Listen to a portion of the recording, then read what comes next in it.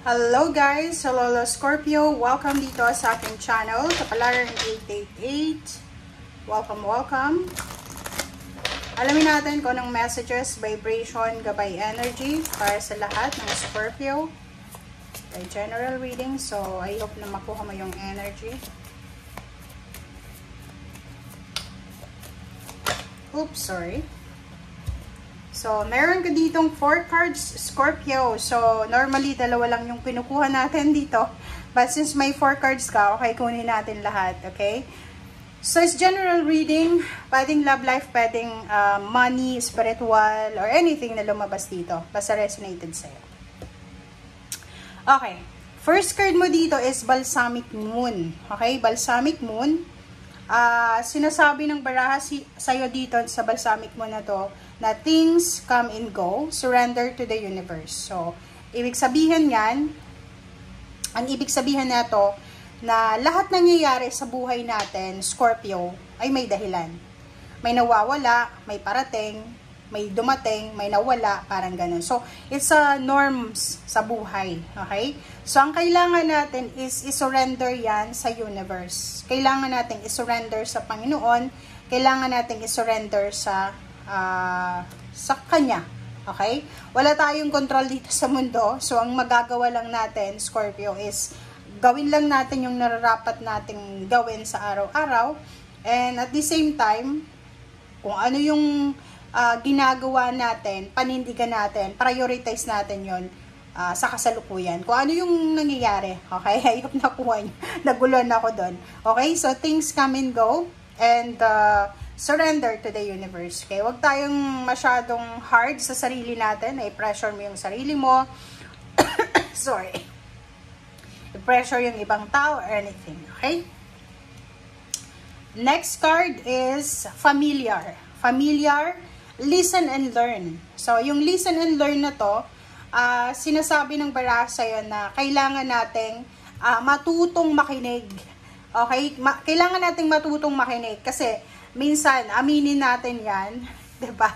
Aminin natin yan, Scorpio, na minsan, ano tayo, more on talking tayo, more on salita ng salita, hindi natin, kumbaga, iniintindi kung ano yung nangyayari. So, dito sinasabi na makinig tayo, and matuto tayo sa mga pagkakamali natin, and willingness to learn. Diba? Yung parang, hindi naman tayo perfect dito sa mundo. Mayroon tayong kailangan na malaman. Kahit nga mga abogado na, engineer, or kung ano pa man. Meron sila na mga hindi pa alam na kailangan nilang malaman. Okay? Next card natin is Full Moon. Harvest the fruits of your hard work. Wow! So, sinasabi sir dito ng Venus retrograde sa iyo, Scorpio, na lahat ng hard work mo, lahat ng mga pagtitiis, pagtsatsaga, pagpapagod mo, ay may kaakibat yan na outcome, positive outcome. So, walang sayang, hindi masasayang. Okay? So, sinasabi dyan sa'yo ng baraha na walang masasayang na panahon, pagkakataon. Kasi minsan, di ba, parang mayroon tayong regrets na parang iniisip natin, sana ginawa ko na, sana ganito, ganyan. Marami tayong sana. But, yun na nga, let go, let God, let it flow. Listen and learn. Lahat ng sacrifices mo ay may outcome yan. And last card dito sa first deck natin is Cast a Circle. Kung may mga Scorpio ngayon na nanonood na parang stress ka sa buhay mo, di ba? Yung parang feeling mo wala nang magandang nangyayari sa buhay mo, yung palagi ka na lang na stress, wala nang magandang nangyayari. So, healthy boundaries. Kailangan mo yun na maglagay ng boundaries sa paligid mo. Okay? Kailangan mong magpahinga. Kailangan mong anong tawag dyan? Kailangan mong umiwas sa toxicity, sa drama, or sa anything na pwedeng magbigay sa'yo ng stress. Basta healthy boundaries, guys. Hindi lahat ng, like for example, boundaries na nilalagay natin is dahil galit tayo. Hindi. Pag alam mo yung tao na to, or situation na hindi na maganda sa health mo, abandon the situation. Diba? Sayang yung panahon, guys. Sayang kung papatulan mo lahat. Okay. Okay, 4 cards. Meron ditong 4 cards. Follow your own rhythm or intuition. 5. So, sinasabi ng baraha ay sundin natin. Huwag kang mag-aalala kasi number 5 to eh. Huwag kang mag-aalala sa kung ano yung nangyayari sa ngayon. Sundin mo lang kung ano yung sinasabi ng iyong intuition. Nakikita ko na you will be super inspired. Like, yung ibang Scorpio, magkakaroon kayo ng inspiration, lalo na sa trabaho, sa business.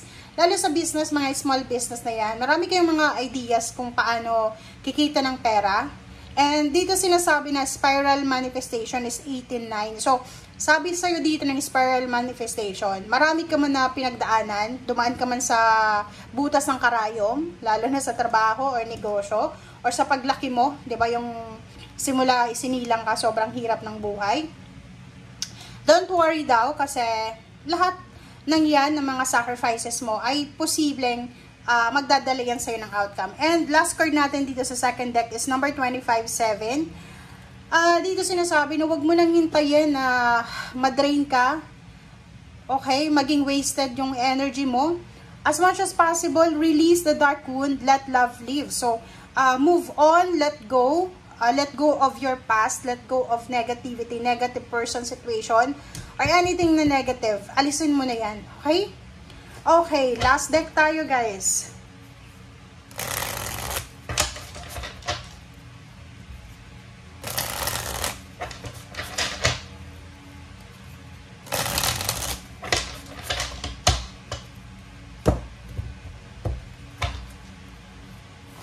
Oh, sorry. Wow! Reverse na King of Wands. Okay, so nakikita ko sa iyo dito yung King of Wands na reverse. So nakikita ko if you're experiencing laziness, di ba? Parang feeling mo tinatamad ka. Sinasabi ng baraha sa iyo dito, no, hindi ka dapat tamarin. Okay? Be positive, be motivated guys. And etong age na to is Ace of Cups siya. Sinasabi ng baraha na may magandang okasyon, situation na mangyayari sa buhay mo. Ito ay pwedeng magdala sa iyo ng sobra-sobrang happiness. And nakikita ko sa iyo dito na sobra kang magiging grateful and thankful. Victory and success. Kung makikita mo dito, you will be super victorious. Para kang Leo energy, diba? So, sinasabi yan sa iyo, Scorpio, na parating na Scorpio yung harvest time. Parating na yung victory and success.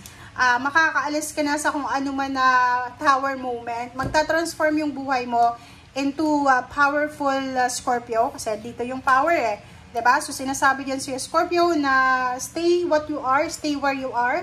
And continue lang kung ano yung ginagawa. Basta, kailangan mong mag-set ng boundary sa paligid mo para makaiwas ka sa tukso ng negativity, makipagkompetensya, makipag-away, misunderstanding, and release yourself from your past.